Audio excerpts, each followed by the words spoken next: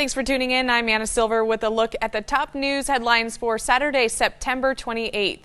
It's been a year since a Boise-based nonprofit launched Preschool the Idaho Way to offer preschool options in rural and urban areas of Idaho. 14 different communities across Idaho spent the last year working to prepare for high-quality preschool options.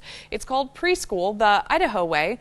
Through their planning grants, rural and urban communities spent the past 5 months creating personalized plans on how to meet the needs in their areas. Currently, Idaho has no statewide requirements for preschool. When kids start off behind, they stay behind in a lot of cases because it takes a ton of resources to catch those kids up.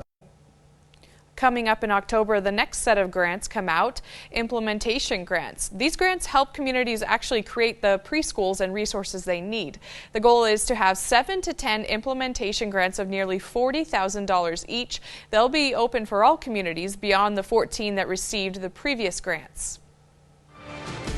Now, Steve Liebenthal with the On Your Side forecast. And as expected, our weather has changed pretty dramatically. Cool air dropping in on Saturday, along with precipitation in many parts of Idaho. There's snow falling at higher elevations and even some relatively low elevation snow falling from the Clearwater Mountains up into the Panhandle, and that's why there is a winter storm warning in effect from the Panhandle down through the Clearwater Mountains and into Lemhi County, with the potential of up to 10 inches of snow in some of these places by Sunday afternoon. A winter weather advisory for the Sawtooth Mountains. We have freeze warnings in southeast Idaho, and in extreme southeast Idaho there are flood advisories in effect for the possibility of aerial flooding. So this is a pretty powerful storm, and it's a pretty cool storm for this time of year. Our temperatures well below average, and they will stay there for at least the next several days.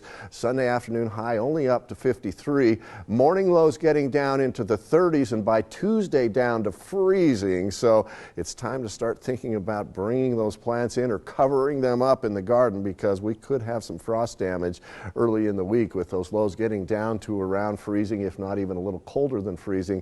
Finally, temperatures try to warm up as we move toward the latter part of the week, but even with a high of 68 on Thursday, we are still below average for this time of year. For the latest news headlines and up-to-the-minute forecast, go to 6onyourside.com.